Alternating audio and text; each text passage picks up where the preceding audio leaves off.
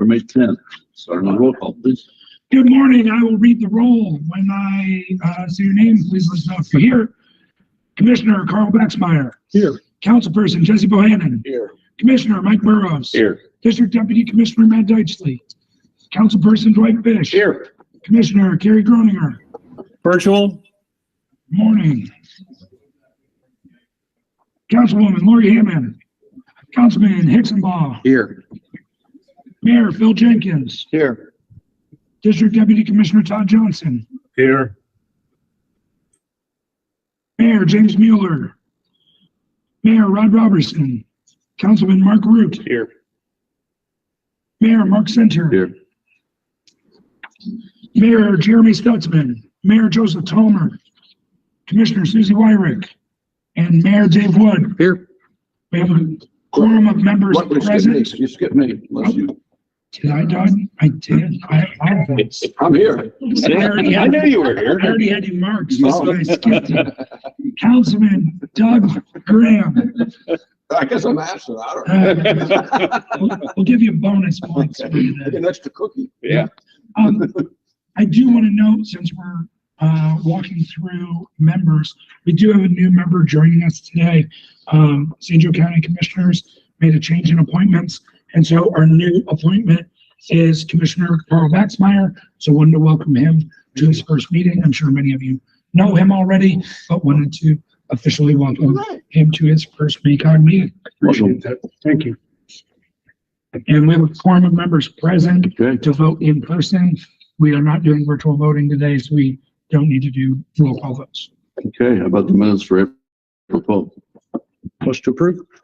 Second. We have a motion and second. Any further discussion?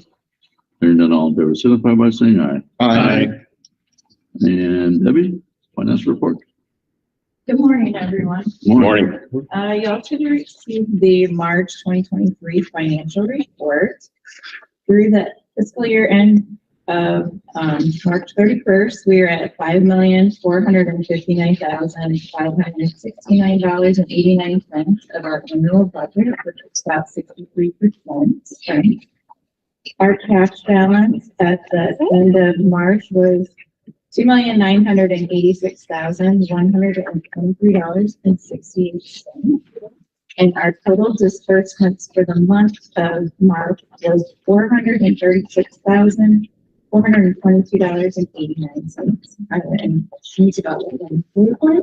know we have a number of newer board members for this year, as well as a new member as of today. So I always just like to point out for our financial statements, we do accrual accounting, but also from a financial standpoint, we're on a state fiscal year. So when you're seeing a March financial statement with a 63% spend, sometimes when you're thinking from a municipal perspective or accounting perspective, 63% in March would be well on pace to be over budget. At this point, we're a little over halfway in reflecting those financials for an end in June. And so really we're on pace to come in under budget for the fiscal year. So I know that number sometimes can be confusing from the municipal and county financial perspective. So I'd just like to point it out for new members. Sorry. It's okay. I move for approval. Second. We have motion and second. Any further discussion? Hearing none, all in favor, signify by saying aye. Aye. All opposed? Motion carried. Thank you, Debbie. Secretary Phil. You guys have April 2023 administrative modifications in your packet for your information. And Ernwald. All right. We do have an item that we would like to add on to the agenda. So there is an addendum. You have a piece of paper in front of you that's written for this addendum. It's for resolution 22-23, which is a resolution to endorse a grant application that MACOG would submit to US DOT for charging and fueling infrastructure discretionary grant. This is an electric vehicle discretionary grant that we've been working on with a lot of our small towns, as well as a number of other folks. If the board would like to add that to the agenda, then we'll do a full presentation of that after resolution 2123. So what we'd be asking for is for you to consider adding this addendum to the agenda. So moved. Second. We have a motion and a second. Any further discussion? Hearing none, all in favor signify by saying aye. Aye. Thank you. And with that, then we'll move into our transportation resolutions with Caitlin Stevens. Good morning. Morning. Our first item is transportation resolution 17-23. This is adding in construction for a state-run program through NEVI funding. This is a new source of funding for electric vehicles along Indiana interstates as part of the bipartisan infrastructure law. And last year, the INDOT worked through their own state EV plan, identifying potential candidate locations that you can see on this map here. This amendment is adding in all of funding across the state because they don't have contracts for individual project locations specific to our area yet. This is just adding in construction for the next 3 years of those projects. And Leah, just a quick question. Sorry to put you on the spot for this one, but for NEVI, so that's a pot of funds that the state controls. It comes to the state of Indiana and INDOT controls that. They have a plan. And I don't know if you could talk through in the region where they're potentially looking at. The NEVI program is targeted to our interstates and highways, which in our region is I-80 and US 31. And so anything outside of that, we're using CRP funds or going after discretionary grant money that's filling those holes that don't lie along the two corridors. Yeah, we have had some conversations with them about getting US 30 designated so that in future rounds of NEVI funds that it will meet the criteria so that funding can also be used on US 30, and the state has, They've been receptive. Yeah. But it's not yet official. So for our region, it's really 80, 90, 31, and hopefully in future years, because of some strong education and advocacy on our part, US 30 will be on there as well. Very good. James, this, and Caitlin, this amount is for the entire state. Once they split that up, we will have just our portion included in there, or will we be coordinating for the entire state? I'm not sure if once they have awards contracted to particular locations, if we'll add those into our TIP specifically. Yeah, I don't know if they will. I think they'll inform us of those potential locations of where they're looking at putting them. But ultimately, these are funds that will be controlled by INDOT. Okay. We won't necessarily have, while we might be able to funnel locations to them and help them on those kind of things and advocating for coverage, the decision-making will be with INDOT. He won't necessarily have direct allotments that we're making for our region. Okay. If that makes sense. Yep, thank you. Question. Go ahead. I talked to them this week, and what they said is they're about to put out their RFP this summer, and they're just going to throw out all the locations and see where there's interest. And so just because there's a dot on the map, for example, Plymouth doesn't necessarily mean they're going to get site host and private market interest to build those out. Yeah.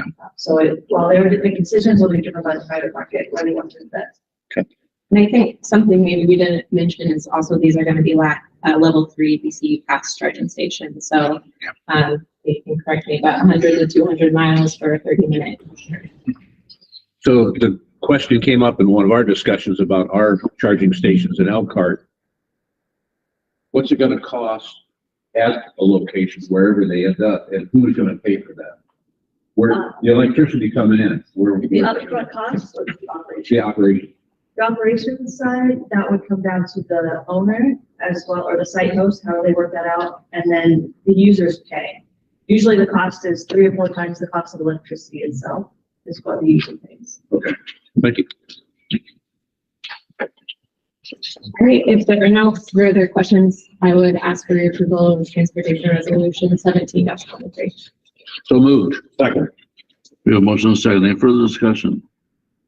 Hearing none, all in favor, signify by saying aye. Aye. All opposed, motion carries. All right, our next items for amendments are for our Unified Planning Work Program. We're adding in 3 projects into our Transportation Improvement Program. I know James will be kind of going over the overall work program, but there are 3 specific items that we're adding into our TIP. The first item is crash data. With our recent Safe Streets and Roads for All grant, we'll be working on a regional safety action plan this year through next. And as part of that, we're evaluating kind of the use of software or other items to kind of further assist with crash data and analysis. So that would be for item A.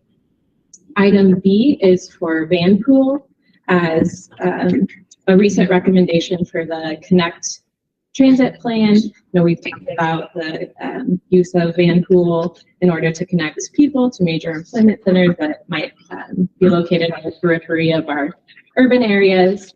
And so this funding would be to kind of initiate a pilot program and work with a third-party vendor to provide those van pool services. And then item 3 is for pictometry. This is something that we've included in our UTWP for a few years now. This is the 3rd flight of a regional agreement that we had to capture oblique and ortho imagery in our region.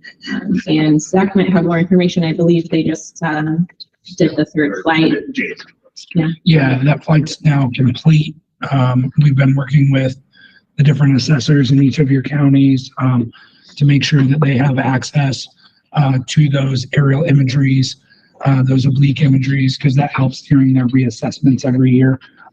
So they're a primary power user of those imageries, but we're also coordinating with your GIS folks to make sure that they are aware. So we've been sending them some updates, but we will then entertain a conversation this next year with pictometry of what another set of flights might look like. So the way that it's historically worked is that we've usually, as a county or as the region, had an agreement where you're looking at 3 flights over the course of 6 years. So every other year you're doing a flight. The last 3 flights, MACOG has funded for all 4 counties at 70% cost share. 30% has then been paid for through the counties. That was a change from how we historically used to do it. We used to have individual agreements with each county, but about 6 years ago, I made the offhand remark to pictometry of like, well, would we get a discount if we just came in as one group? And we actually saved about 20% or something like that because they said yes. And so we're going to relook at that again for this next 6-year period. So we'll also be having conversations with each of the counties to talk through if that's something over the next 6 years that you're presumably wanting to continue to participate in. But this particular item, the way that we do it is that we split the cost across fiscal years.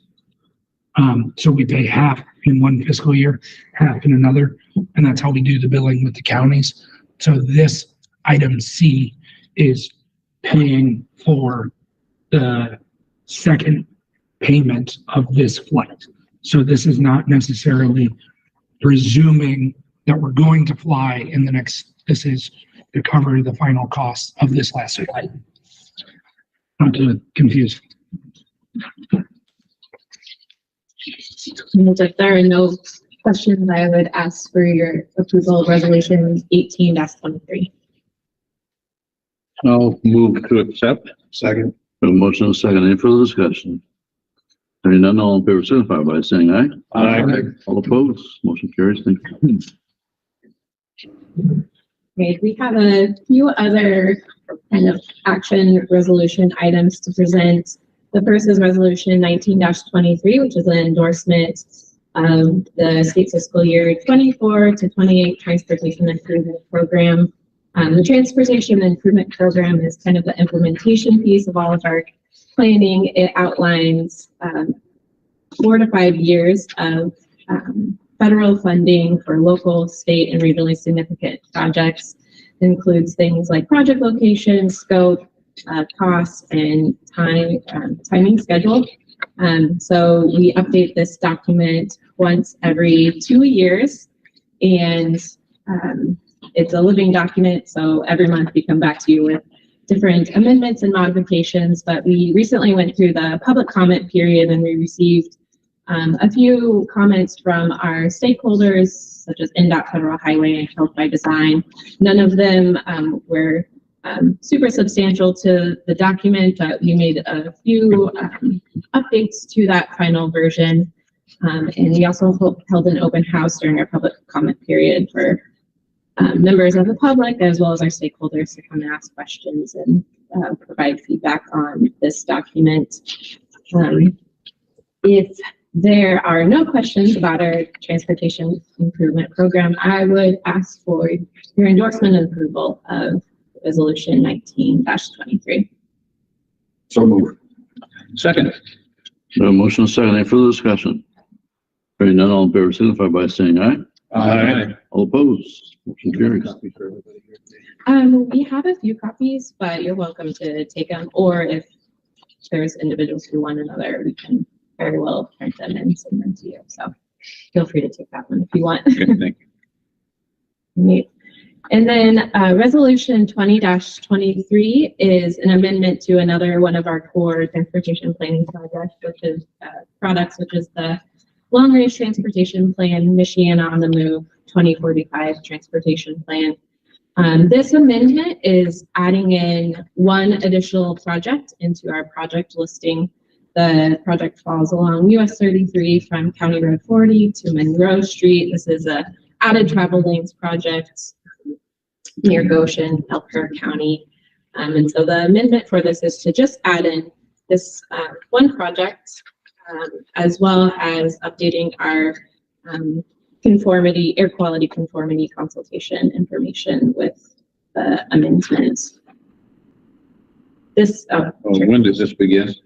So this project, and the reason why we're amending our long range plan now, is it's currently going through preliminary engineering now.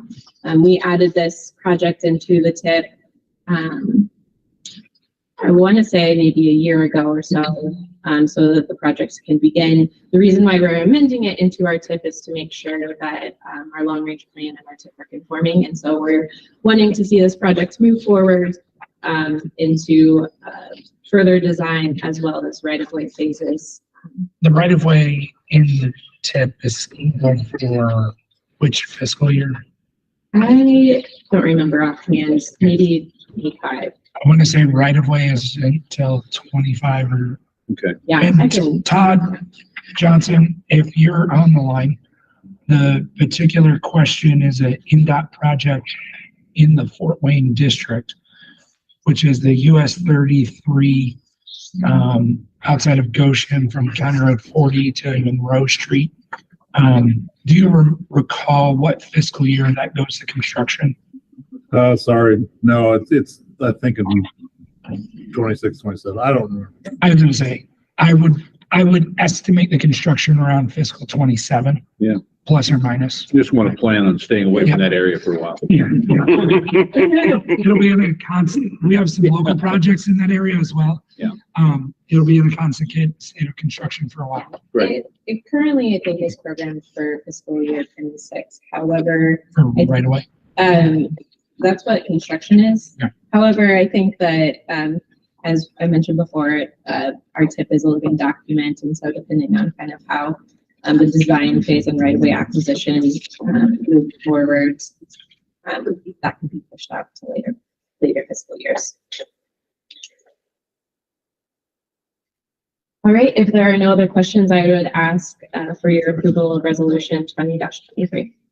So moved. Second. We have a motion and a second. Any further discussion? Hearing none, all in favor signify by saying aye. Aye. All opposed? Motion carries. All right, our last action item today Thanks, Caitlin. before our addendum is for another core kind of document for what's called our Unified Planning of Work Program. So every year, because MACOG is what's called a Metropolitan Planning Organization, every year we receive PL funds or planning funds. This is a mixture of funding from federal highway and FTA. These are non-competitive funds. They go through a formula process with the Indiana MPO Council that's agreed upon. And then we take those funds and we put together a document that shows what we're planning to work on over the next year and how those budgets are allocated with those funds. And if we're flexing over any funds, such as for pictometry or for van pool or for crash data, that's labeled in there as well. It's technically a 2-year document because of the challenges of contracting with the state of Indiana and the signature processes to go through the Attorney General's office, et cetera. So it's really a 2-year contract, and then we do an annual update. So this is the second year. It's the annual update side of things. This is for really updating the numbers for fiscal 24. We really already talked through a lot of major new investments, which were for the funding for crash data, for the van pool program that the board has already showed its support for in previous conversations, as well as in the passing of the Connect plan. And then for the pictometry funding. Outside of that, there aren't really many other major substantive changes when it comes to the overall kind of scope of work. A lot of what we do is continuous kind of planning. And so really a lot of the same emphasis areas and work elements, as we call them. I am happy to answer any questions about the Unified Planning of Work program. For those that have an interest in the budget portion, while you can find it strewn throughout the document, it's really pages 85 to the end of the document that show those funding aspects and what that looks like each fiscal year. So we are receiving a lot more PL funds this year than in last year, partly because of how INDOT has to estimate what they think the PL funds will be. Because we're on a state fiscal year, they don't always know what is going to happen in the federal fiscal year. Also, Congress doesn't always move things along in a quick manner where we know what the actual number will be in the allocation. So they take a best guess, and a lot of time it's a whole constant, what the previous year was. So if there are any bumps, eventually that is reflected. And so this is starting to reflect when IJA funds came along or the infrastructure bill came along. There was a larger increase, but none of us were really anticipating what that increase would be. So we're starting to see a little bit of that bump. That won't necessarily be sustained over time because it is kind of capturing money that we should have gotten the previous fiscal year into this. And then there are just some new funding sources in there with the van pool, crash data, and pictometry. So the overall funding portfolio for 24 is a little about $900,000 more than it was last year, largely because of those different special projects or funding increases. So happy to answer any questions related to that. This is, though, one of those items that we've started to have some conversations with counties as they think through budgeting for the next year. So this is a conversation we'll need to have at a later date. But our local funds that match these resources, predominantly the one that I'm most concerned with is PL. Those are largely derived from our counties. Our counties pay a 35 cents on population dues membership fee every year. That rate really hasn't changed. The 35 cents on population hasn't really changed since, I want to say, the 90s, but I'll get you more information on when that happened and all of those things. The purchasing power of 35 cents since that time has gone down significantly. There have been minor bumps because it is based on population. So as our region has grown, that means there's a little bit more. But we're really, in order to match all of the grants that we are receiving, our typical operating grants, not the special grants. Special grants, we usually work with folks to match. But really our operating grants, we're eventually going to come to a point where we are running a little short and not fully able to spend those. So we are wanting to have this conversation, not today, but at a later date, as we start to budget for future years on the county fronts of, can we go from a 35 cents on population to a 50 cents on population? I have all those numbers for each county and what that would be. For some counties like Marshall County, because of population loss, it really doesn't change a whole lot what you used to pay versus what you would pay over the next 10 years. For some other counties, St. Joe and Elkhart especially, it is some larger bumps, but I think in St. Joe County's case, it's about a $30,000 increase. So we're not talking necessarily, we're being very respectful of this because any increase is an increase. But in the grand scheme of county budgets, I'll let you all make that determination if that's reasonable or not, but it feels like we're not going to be necessarily asking for a large increase, but happy to have those conversations one-on-one with you as we start to approach budget season.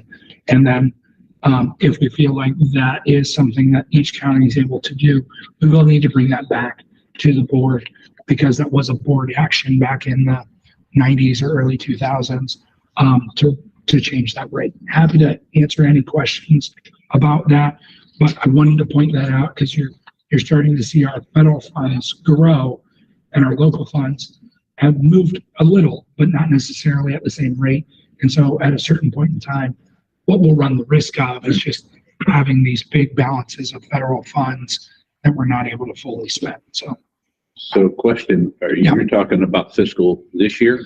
No. The conversation would be this year as counties budget for their calendar 24.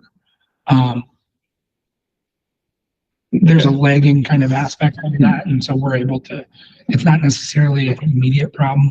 I just want to be respectful of it and make sure that we're talking about it early and often so that folks are very aware. That change is pretty evident with costs going up and everything to match, but yeah, it's pretty much a done deal, you think, at this time? I'm not going to assume that. We have a lot of new folks. I think, though, that it's something that we can work through. Okay. And is this published electronically yet? This is, I believe it was sent out in your packet. Well, I mean, for the general public, though. So we tend not to publish this. Okay. It's not necessarily a public document because it's more of an internal work product. Okay. So we don't necessarily have it published online. We're not necessarily required to as well. So historically, we don't necessarily publish that electronically. Well, what's the time frame on this discussion for the increase? Because, come August, September, we're up into budgeting for next year. Yeah. So, it's got to be coming pretty quick. It is. Yeah. I plan to make my rounds this summer with commissioners and council members to make sure it's something that we started last year, but a lot of those seats also have changed. And so we're really starting to, have those conversations again.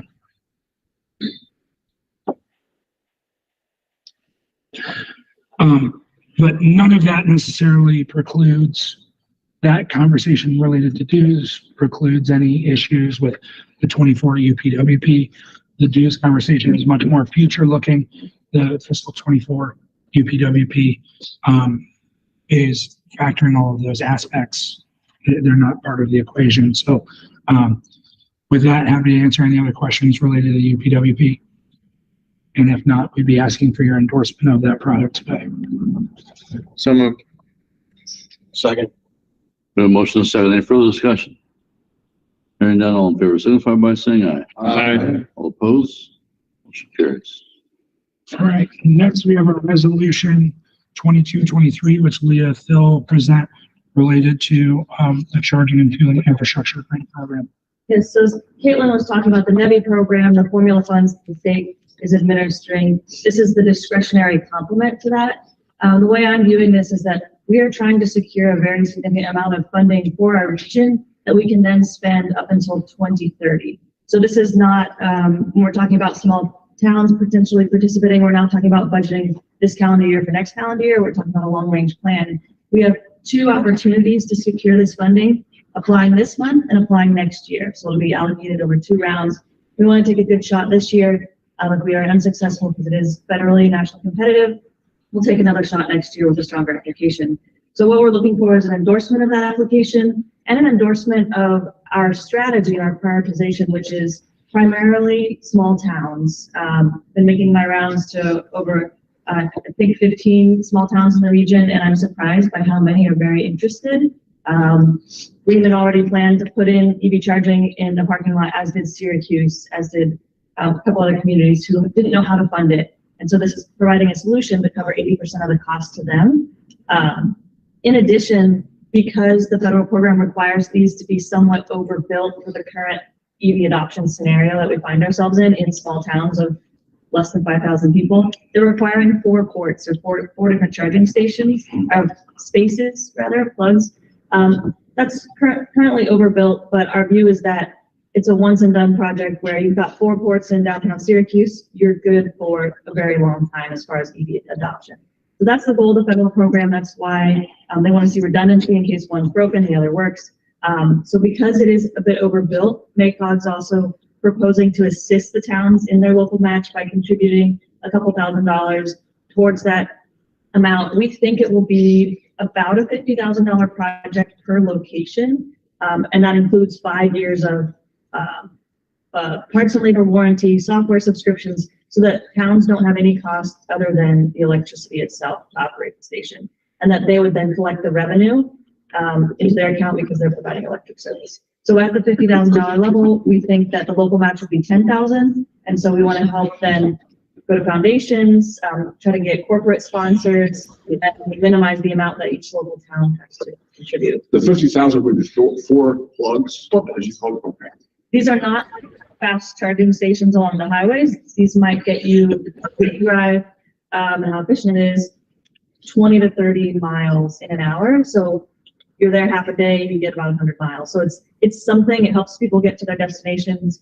But what we've been finding, especially in our lake communities like Syracuse and Culver, they've already seen a significant uptick in especially Teslas and other vehicles coming to their communities, and they have nowhere to charge. So that's just a little bit to help them get back to wherever they came from, or the next highway fast charger. That's the goal. And I can list off who's the communities that are interested. Okay, so it's pretty certain that we'll have at least 2 small towns in each of our counties. In Kosciuszko County, we have Winona Lake and Syracuse. In Marshall County, we have Argus, Bremen, and Plymouth. Sorry to lump you in with the small towns, but it's good to have 2 stations, and currently you only have 1. So Bremen has Plymouth Street in town, so. In Elkhart, we have Middlebury and Bristol that are very interested. In St. Joseph County, we have Bendix Woods County Park and St. Patrick's Park, and then we're in conversations with some other towns. And then, also Elkhart County, the courthouse conference.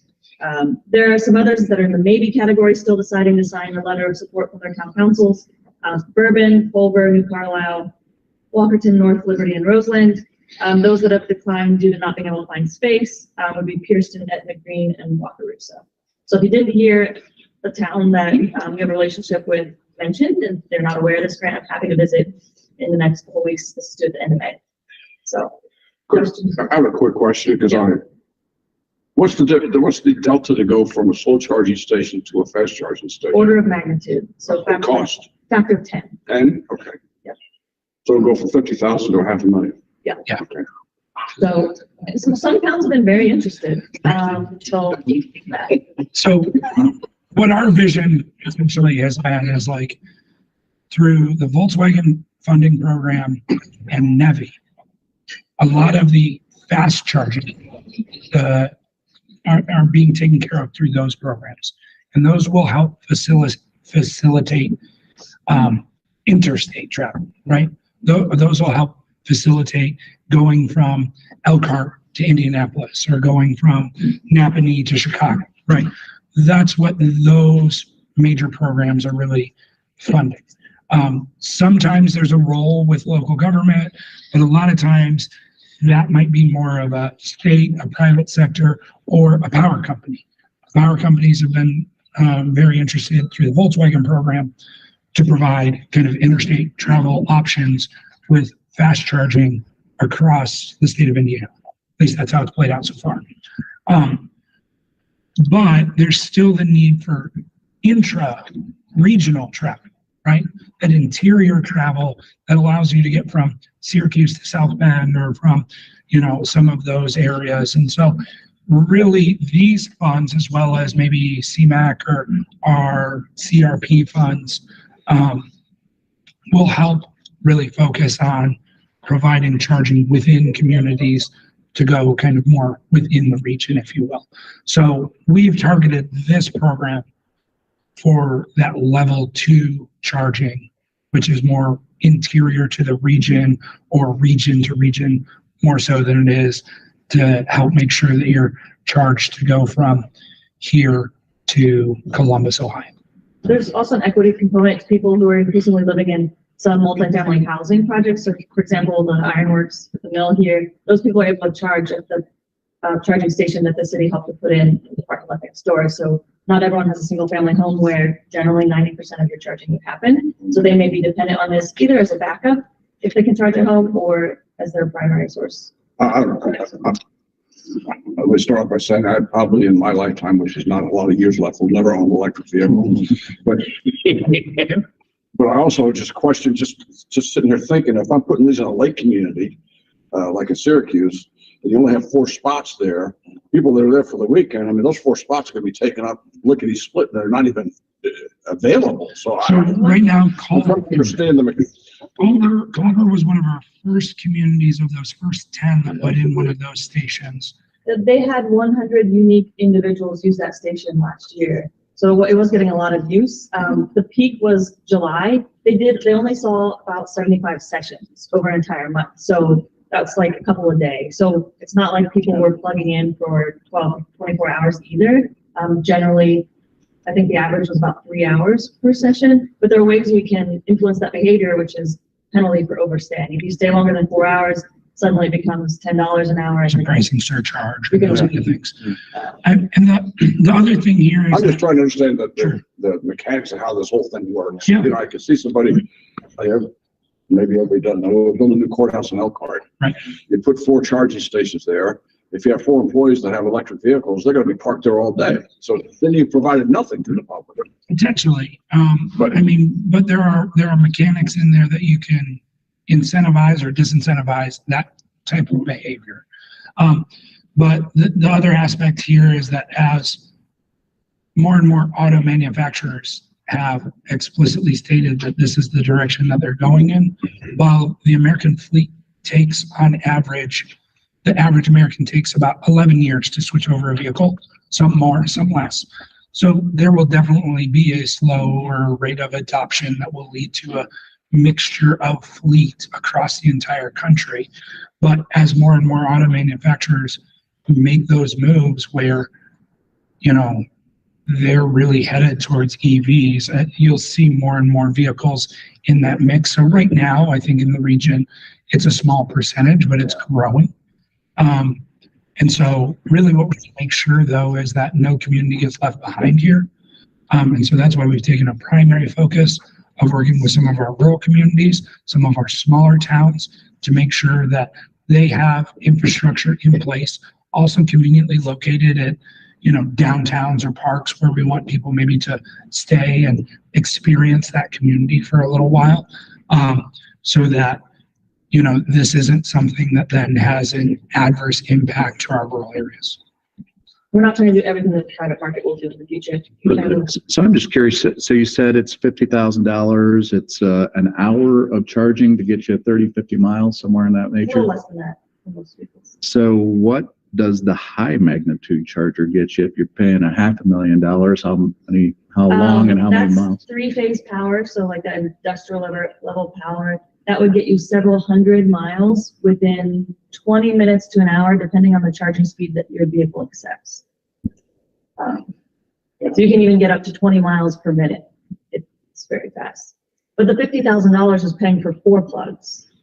So each plug is a quarter of that cost. So yeah, the federal regs, that's not our decision. The federal regs for this program, we kind of got surprised with.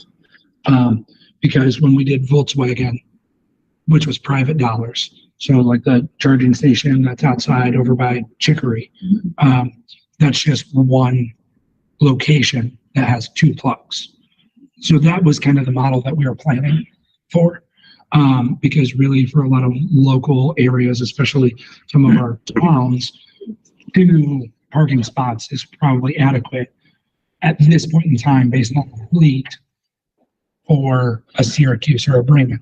However, the federal regs require 4 ports. And so that means that you have to have 2 stations or roughly 4 parking spots, because it has to be 4 ports that allow for simultaneous charging, which is slightly, for some of our communities, an overbill. But that's what the rules are. Yeah, We didn't write those we're rules. gonna see that take off. Over time, Yeah. yes. And our compromise is that we've asked small towns, sign 2 of them as EVs only and have the others as first come, first served party. Yep. For the short term. I did want to quickly mention, not to entirely leave out our urban areas, but in our urban areas, our focus is primarily on multifamily housing. So for example, we're working with the South End Housing Authority to make sure as they rebuild any of their properties that charging is included. And then in addition to that, we have a couple potential locations where we are looking at level 3 gaps. One would be the South Bend Airport, major multimodal hub. The other is US 30 on Plymouth. A previous project for the Volkswagen program fell through, and I'm not entirely confident the NEVI program will pick that up. And that's really important for east-west travel. We can also consider doing the same for Warsaw in case that doesn't end up materializing. But those will be the big 3 gaps in our region. So we've got really good coverage on the fast charging side. But we're looking for to adopt the resolution. I would move for approval. Yeah. Second. We have a motion and a second. Any further discussion? Hearing none, all in favor, signify by saying aye. Aye. All opposed? Motion carries. Thanks, Leah. Those are all of our action items for today, but now we'll give you some various staff updates. So Caitlin. Yeah, I wanted to make you aware of some discretionary grants that are on the horizon. This is the DOT discretionary grant Protect. It's a bit of a mouthful, but promoting resilient operations for transformative, efficient, and cost-saving transportation. And so this is essentially a grant to plan as well as strengthen surface transportation to be more resilient to natural hazards such as climate change, flooding. The 2 categories of the grant that are probably most relevant to our region are for planning. It can cover things like resiliency planning as well as vulnerability assessments. They also have resilience improvement grants, so making improvements to surface transportation to make it withstand various weather events such as flooding. And so this is kind of on the horizon. The deadline for applying for this grant is August 18th. If you're interested in something like this, please feel free to reach out to us and we'd be happy to discuss more. And then another round of the community crossing matching grant is also on the horizon. The call will open July 5th and end July 28th. This is for mainly road preservation projects. This is the second round of the year, and communities are eligible for up to $1 million in 1 calendar year.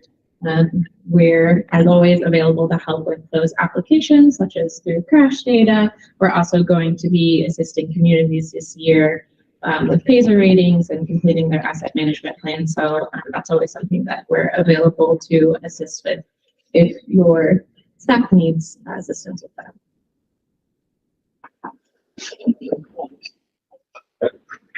Good morning. My name is Jeremiah, and I'm just wanted to briefly update you that we're going to be implementing on Friday, basically the first implementation recommendation of the Connect Transit Plan, which is pretty small, and it's a project that we kind of were working on concurrently with the opening of the new Myers on County Road 6 up in Northern Elkhart on Friday. We will be now serving this beautiful shelter that Myers built for us. We've been paying anything for it, and doing a small reroute of what formerly was known as the Blue Line, and we're going to start phasing in the new route number, Route 33.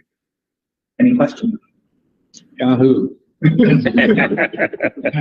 it was great to work with Meyer. They approached us last year as they were making that announcement that they were building that location, and they approached us right away and asked, how do we get transit service? And we worked with their design team, and they designed and built this for us, that transit stop. And so we're happy to start serving that on Friday. And luckily, it was on our one transit route that had enough slack to be able to make those 3x returns and turn around in the parking lot. But then on any other routes, it would have had to be more of a conversation with other changes. This was a much easier change to that route. And I'll just give them a commercial right now. This is how proactive they've been in the community of Elkhart. Yeah. They're fascinating how energized they are to help and be a part of it. Yeah. Thank you. Thanks, Jeremiah.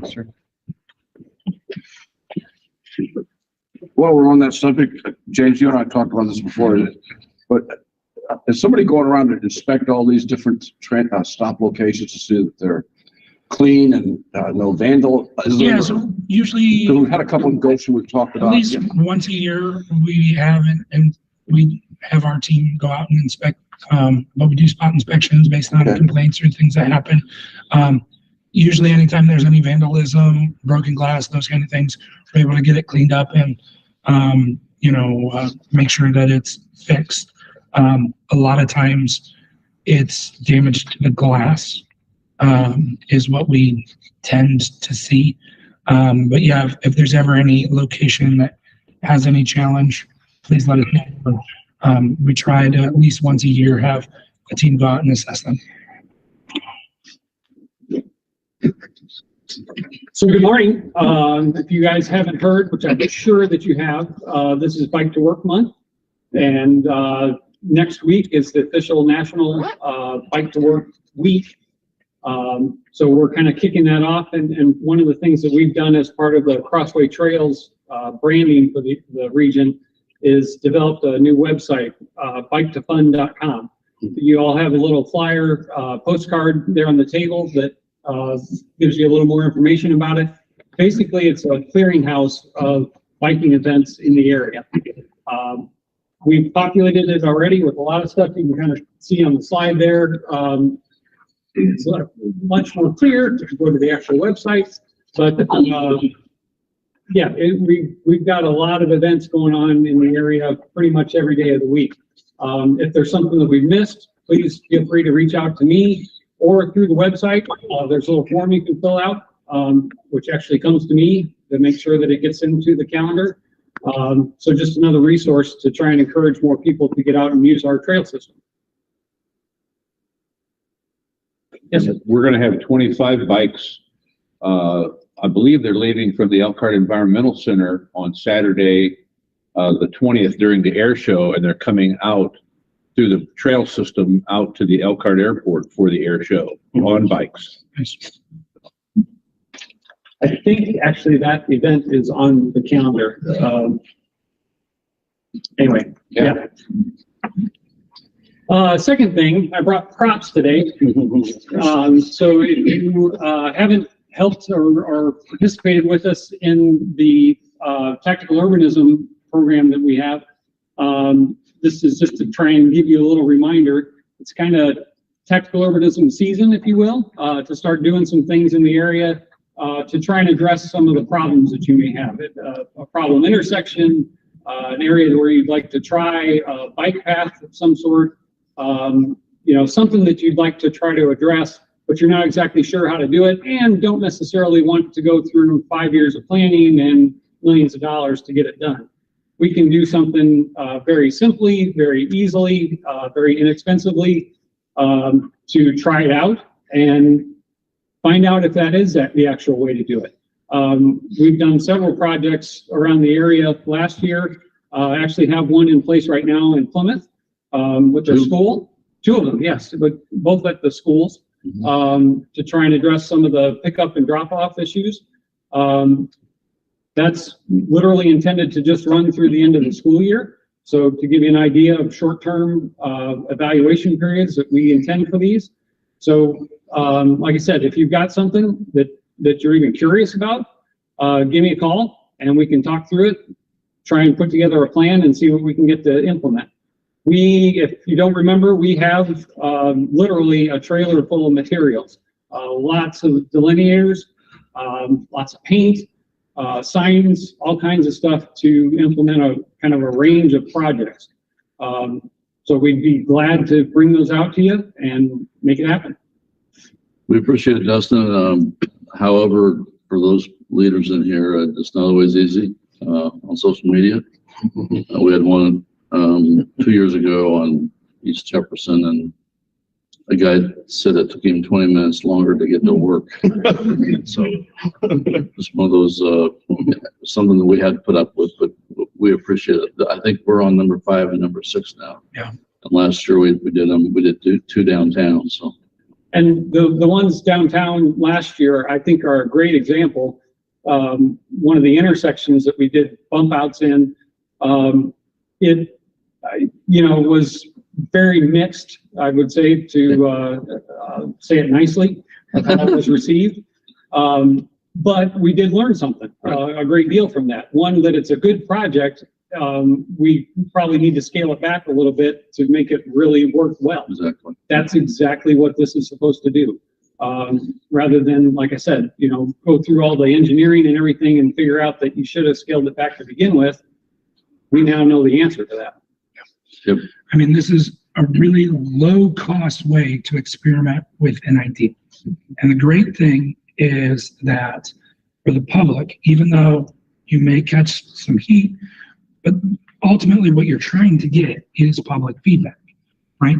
Because what you don't want to do is what Dustin's talking about, where you've designed a project, you've spent millions of dollars to fix an issue, and then once it's in place, you start to catch heat and you really can't change it at that point.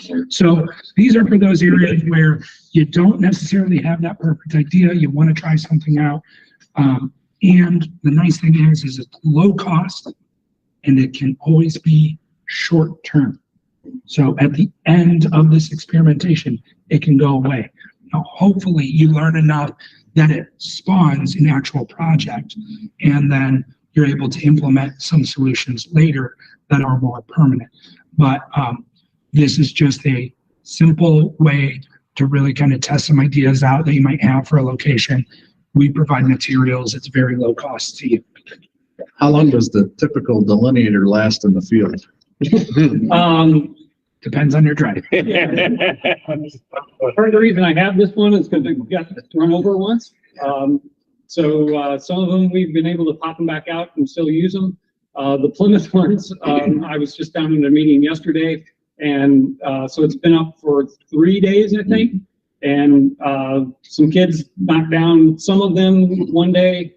They did all of them the next day. It's kind of kid prank sort of things, we think. But as far as how long do they last, they're made to stay in place. The ones downtown South Bend, I think we had up for a month and a half. Yeah. Basically took them down just before it snowed. And we were able to reuse them. Yeah. So and actually part of the South Bend ones, the bump outs that we did, we used the delineators and white paint, and then kind of painted the inside of that red. That's still there. And if you watch out the window from where we are looking down on them, you can see they still function. Not everybody, but for the most part, there's kind of residual safety happening because of that. So, to me, that's kind of the best of all the worlds. But we just want to make sure that you're remembering that we have that. So if you're thinking of anything for the summer, whether it's in a neighborhood or at a smaller location or in the middle of downtown, if you have something that you're wanting to test out, we do have those materials that are available to each of you, as well as our small towns as well. Thanks, sir. Thank you. Wanted to give you all a quick update, kind of piggyback off of what Dustin was talking about with some of the resources that we have.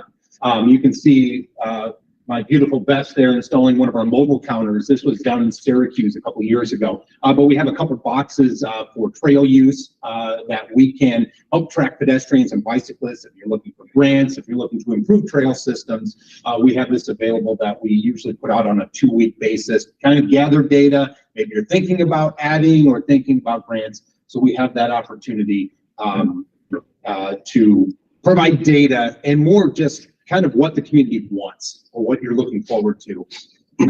I will say, if you're looking to get something like this out, please contact me early. We've already got 2 out in Elkhart County, and I'm going to actually go down tomorrow, move them from Goshen into a couple other places in the county and the city of Elkhart. So after that, I've got another 3 or 4 places on.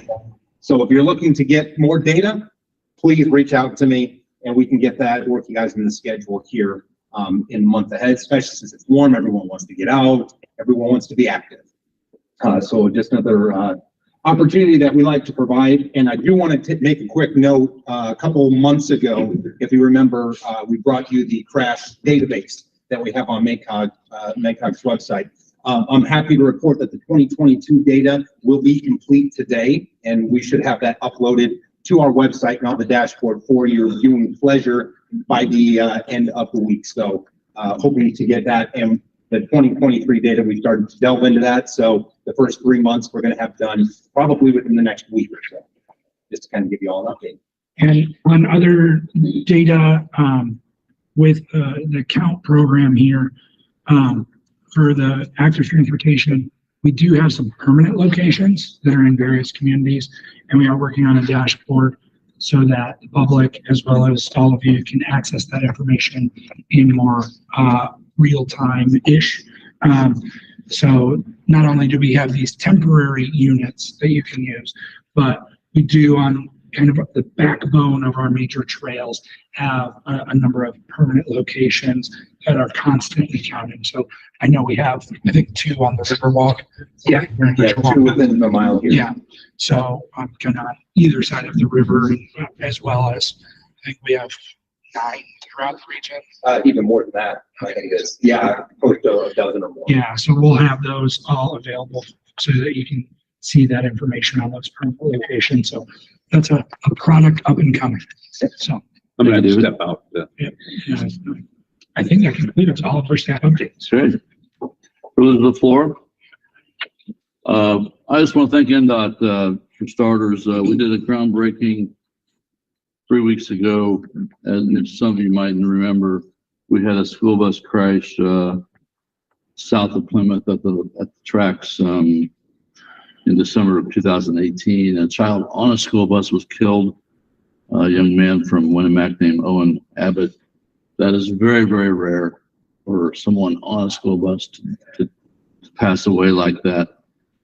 It happens in a generation in Indiana. So we did a groundbreaking for a new railroad bridge there south between Argus and Plymouth, and invited Owen's family there from Winnemac. It was rather emotional, but truly appreciate, I saw Mr. Parkhouse has left, but I truly appreciate NDOT for stepping up and taking care of that. So it's going to be very similar to what's going on in Tipton, if you've been to that area north of Indy. So thank you. Public comment? Not necessarily on public comment. I did have one item that I just want to make sure the board was aware of. We have some staffing changes. Last month, Allison Reagan, who was our short-range transportation planner, senior planner, she has moved on from the organization. She's accepted a job in the private sector and is actually looking to move outside of the state of Indiana. So additionally, this week, last day, Sophia Gladden will be leaving us as well. We have made 2 offers, and those offers have been accepted to fill those roles. So you'll start to meet new folks at the end of May and beginning of June. So just wanted to make you all aware of those staff changes. So we absolutely have appreciated the years of service provided to us from Allison and Sophia. They have been amazing companions for us and done a lot of good. We wish them all the best in their future journey, but wanted to make sure that you're aware of those changes. You'll start to see a few new faces. Good luck and thank you. Thanks, James. Yeah. All right, how about an adjournment? So moved. Second. We have a motion and a second, no further discussion, all in favor, signify by saying aye. Aye. Thank you all. Thank you.